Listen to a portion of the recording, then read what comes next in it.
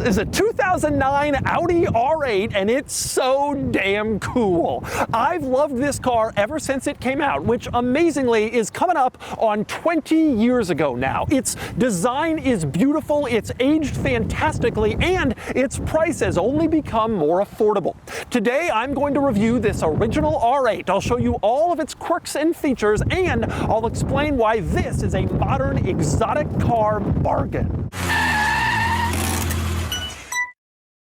Before I get started, big news, this R8 is currently for sale and it's being auctioned live on Cars and Bids. This has a gated 6-speed manual transmission and a beautiful, brilliant red exterior. It's fantastic and you can get it on Cars and Bids. So, once you finish watching this video, click the link in the description below to visit the live auction for this R8, where you can bid on it and buy it only on Cars and Bids. All right, time for the quirks and features of the original Audi R8. And to really get into what makes this car so great, we gotta go way back in time to the 1980s and the early 90s, when Audi was kind of a second-rate luxury brand. It's hard to explain now to younger people who have always been in a world where Audi, BMW, and Mercedes are mentioned on the same level, but there was a time when Audi was second-rate, more of a Volvo Saab kind of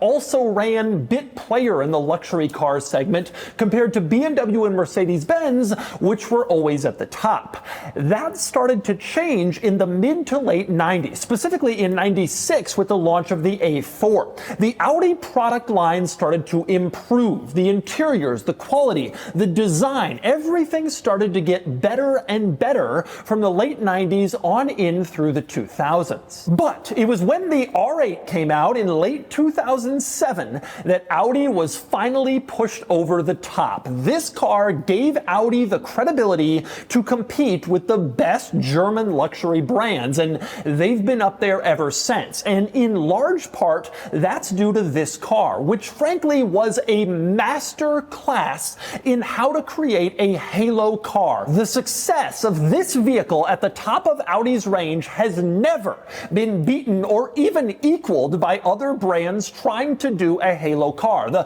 Lexus LFA, the Nissan GTR, the Acura NSX, nobody did it like the Audi R8, a master class. So let's talk about what made it so successful. To me, there were 4 big things that the R8 knocked out of the park in order to be the ultimate successful halo car.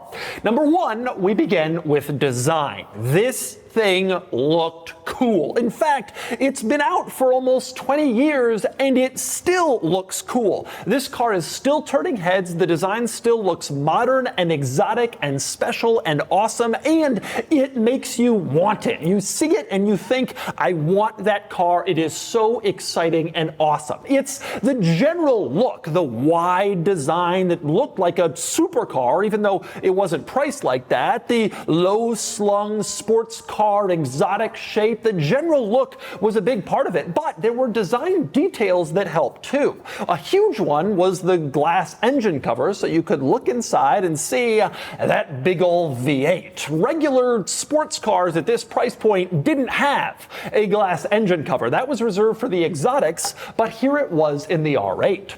Another big thing that this car had, and actually kind of pioneered, was the LED light signature. This was one of the very first cars with an LED running light signature. You can see it here. That wasn't done before the R8. Now everybody does it. You can't have a car and not do it. All automakers have it, and it started here. And it made this car cool when you saw it coming down the street. A boring design feature like daytime running lights was suddenly transformed into special and exciting with the R8. It was the perfect design for a halo car. The number 2 thing that Audi did right to make this car so successful in its role was pricing. Even though this looks like a crazy high-end, ultra-exotic supercar, it wasn't priced like one. Back in 2008, the starting price was around $109,000. Now, that's pretty big money, but it wasn't out of the realm. That's what a very well-equipped Porsche 911 Carrera S cost back then. You could have a 911 or or this insane, otherworldly, exotic-looking Audi. It was priced to sell. Audi didn't price this car so that you'd see it in the showroom and then dream about it, but never actually get one. They priced it so people could buy it and drive it and use it, and that's exactly what happened. It's why the Lexus LFA failed miserably as a halo car. It was too expensive, too rare, nobody ever saw it, so it never got younger, hipper people to the Lexus brand. This was affordable, and so people could go to their Audi dealer, buy it, drive it around, and every time you saw one on the street, it gave Audi more credibility. That's an Audi? They have a supercar? That's so cool. Audi must be cool. That was the thinking. And then there was performance. Audi didn't need to make this car crazy fast. The way it looked and the price point, that would have been enough to make it cool. But they did make it fast. The original R8 came with a 4.2-liter V8, made about 415 horsepower and about 320 pound-feet of torque. The result was 0 to 60 in the low 4-second range, which made this a legitimately fast sports car at the time. Now, all R8 models came with all-wheel drive, Audi's Quattro system, which helped tie this car to the rest of Audi's brand, but it could go up to 70% rear biased, which gave it a real sports car feel. Now, these were offered with a gated 6-speed manual transmission or a single clutch automatic.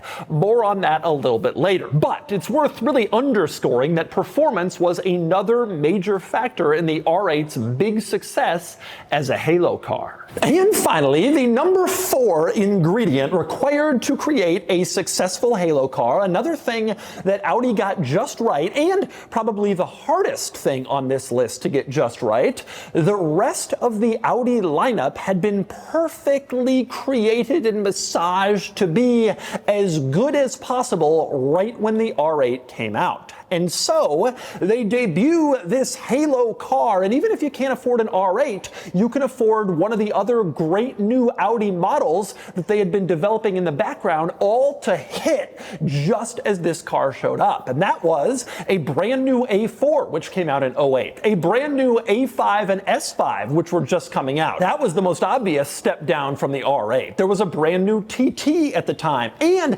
Audi was just coming out with SUVs for the first time. The Q7 and the Q5 were just reaching dealers. This was Acura's problem when they came out with the new NSX as a halo car in 2017. It was great, but they didn't really have any products to support it. Audi had all the products to support it. So you saw this and you got thinking, maybe Audi is cool. You went into the dealer, maybe you couldn't afford an R8. Well, they had a lot of other good stuff there waiting for you. It was perfect. All of those things coming together at the exact same time to create the greatest halo car ever made, the R8. And it really worked. For the price of a well-equipped Carrera S, you could get this exotic, low-slung, mid-engine Audi. It completely changed Audi's brand perception and elevated Audi to the level of BMW and Mercedes-Benz. It was a massive success. But of course, there's more to discuss than just the halo car status.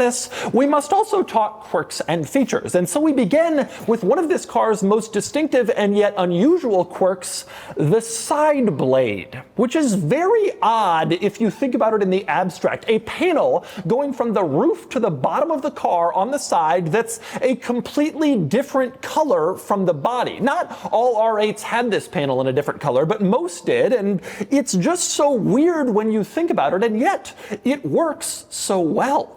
Another weird item in this car is that it has no front fenders. Instead, it has an absolutely giant front trunk panel that covers the entire frontal area of the car, going all the way over the front tires on both sides, which again, is something that sounds weird in the abstract, but they went with it. And I've always also found it a little bit strange that this car has front and rear windows, even though it is a 2-seater with 2 doors.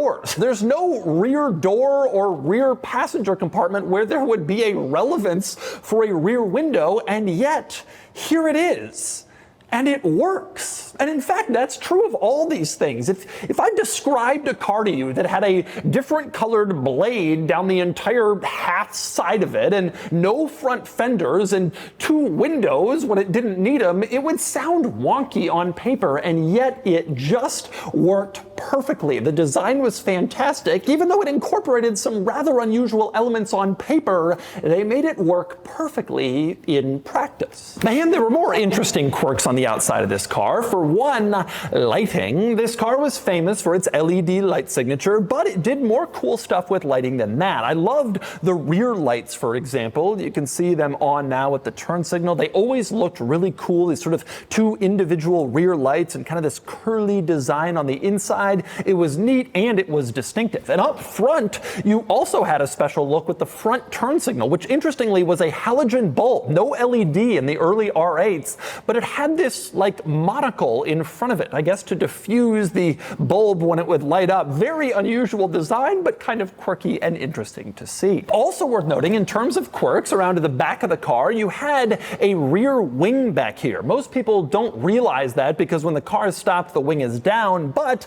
it would go up at speed. Or you can press this button in the interior, push it, and then the wing will go up. So if you want to flex your little Audi R8 wing, you can do that. It's not exactly the most attractive look, but it did have active aero rear wing in the back. Now, the other important item to cover in the back is, of course, the engine compartment. To open it, there's a little switch inside the driver's door jamb. You pull up the switch, and then that gets it to this position. From here, there is no latch to go further. You just lift it up, and you're into the engine bay. And you can see just how cool it is back here. Obviously the big V8 surrounded by all of this carbon fiber. You can see most of this stuff when the engine cover is closed because of the big glass window, but with it open, you can see it even more, and it's cool. Now, like I said, this is a V8 R8, and in fact, all of the original R8 models had this V8. For the 2010 model year, Audi debuted a V10 with 525 horsepower derived from the V10 in the Lamborghini Gallardo. Now, initially, the V10 and the V8 R8 models were sold alongside each other, so you could choose the cheaper V8 or the more expensive but more powerful V10. The V10 models started around $145,000 when they came out in 10, so it was a pretty big jump over the $110,000 base price of the V8. But it's worth pointing out that even while the V10 may have been the one to get with the power and the sound, this V8 still sounds pretty good. This car has an aftermarket exhaust on it, and it really opens up this V8. Take a listen.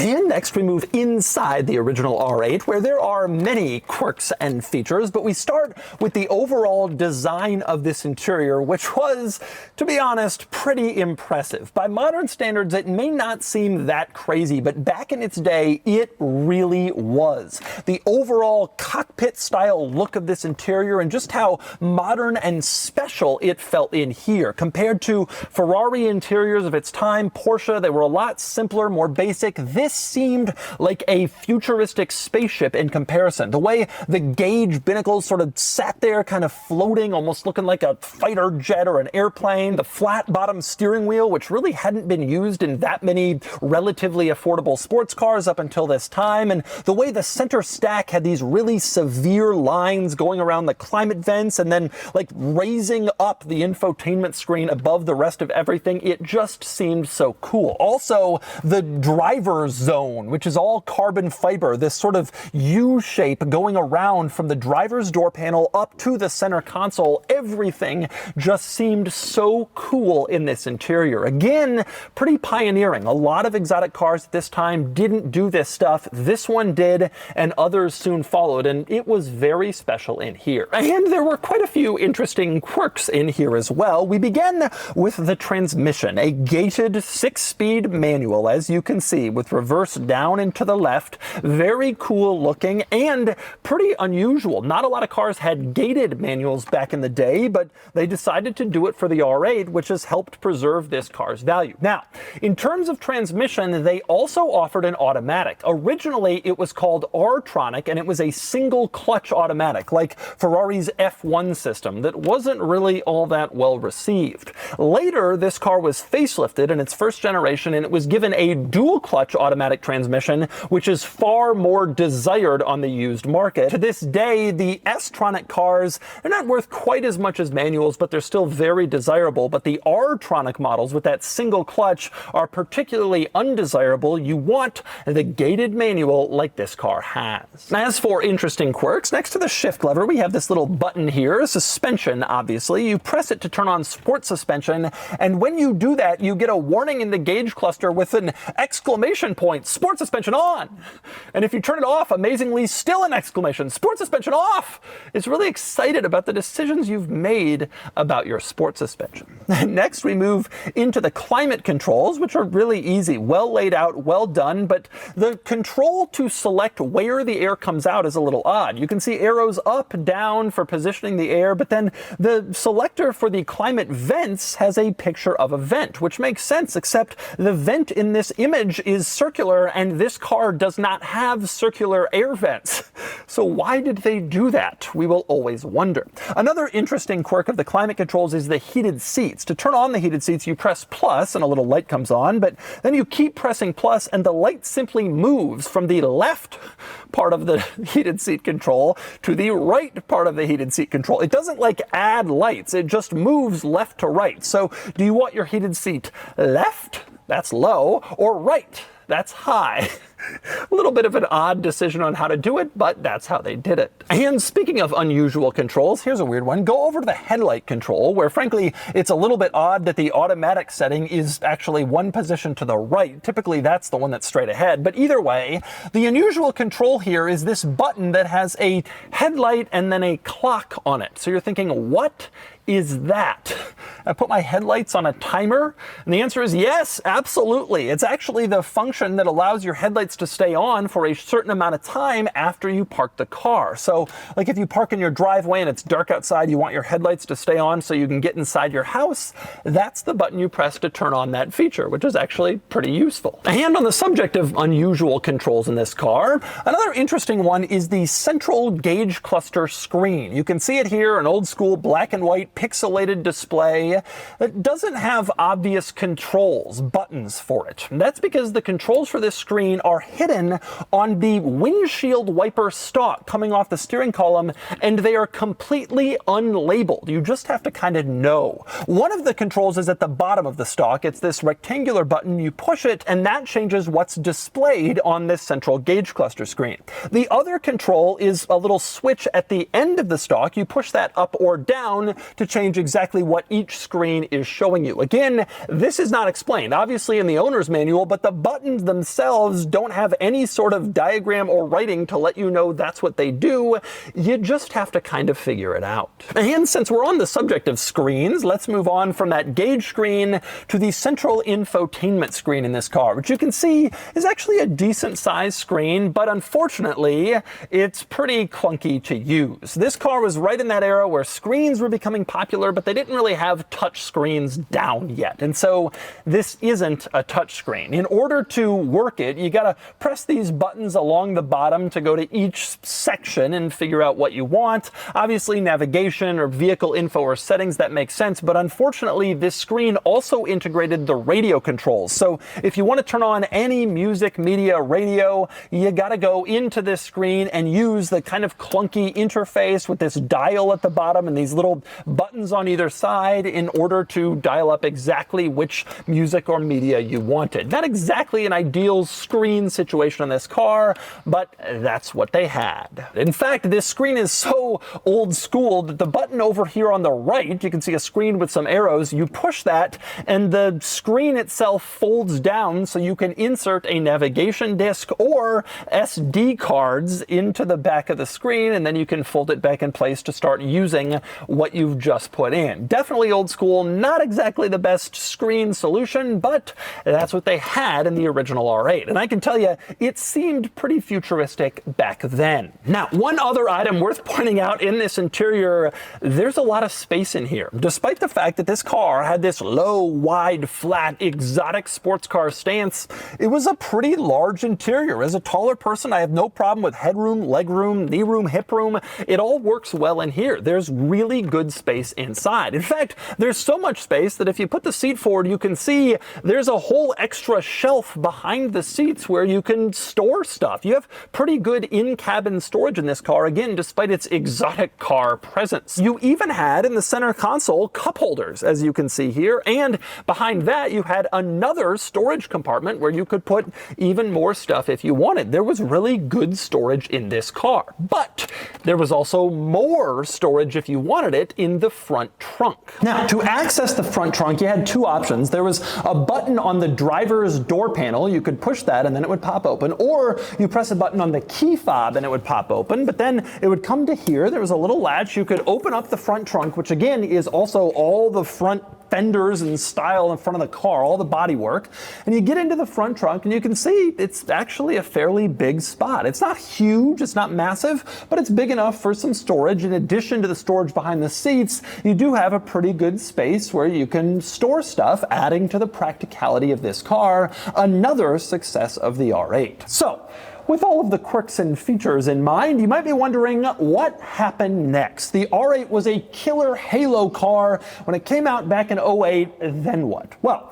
like I mentioned, the V10 model came out in 2010, and then eventually this car was facelifted later in its run, but then things started to change for the R8. The V10 took over. In the second generation, which came out in 2017, there was no more V8 model. Audi did this to standardize production with the Lamborghini Huracan, which was also only a V10. But the drawback was prices got higher, the car got rarer, you no longer saw them everywhere like the original car, and it just became more of a supercar than a sports car alternative to a nice 911. Eventually, the R8 became pretty pricey, pretty rare, and it wasn't really selling that great. And a couple of years ago, Audi finally canceled the R8, although they've left the door open to potentially bring it back in the future. Regardless, this was the real peak of R8 success, the very beginning. And even though it kind of tailed off at the end, the R8 did what it was supposed to. The halo car that brought people to the Audi brand, that totally transformed the way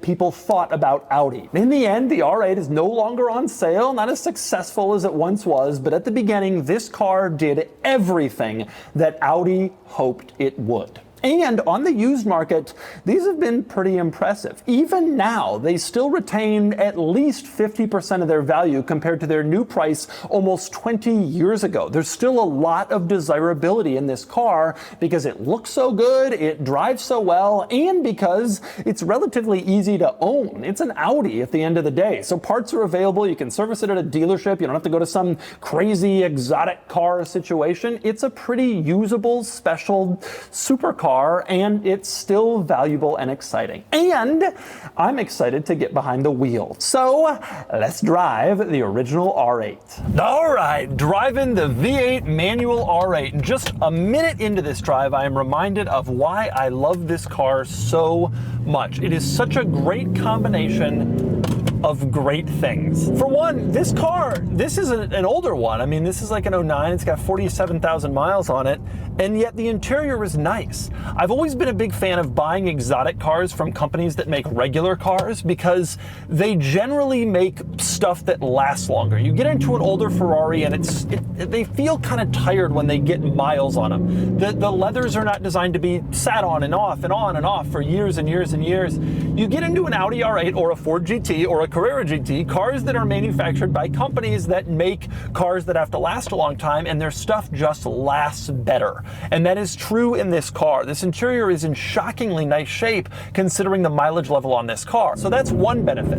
Another great benefit of this car is just how usable it is.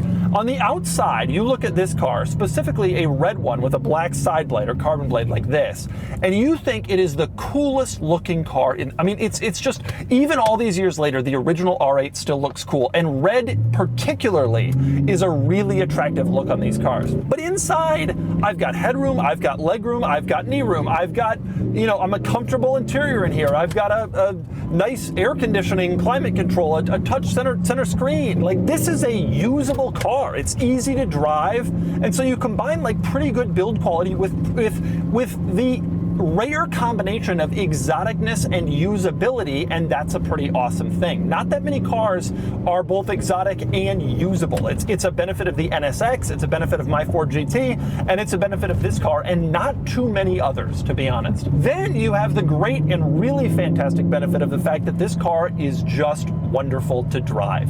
I think people talk so much about the R8s and what good values they are, and how beneficial they were to Audi's lineup and Audi's success story in its era, and they don't actually talk about how lovely this car is to actually get on the road and drive. And it's just so lovely to drive. Now, if you talk to R8 owners, V8 R8 owners, they'll all tell you they want a V10. That's true of every R8 V8 owner I've ever met.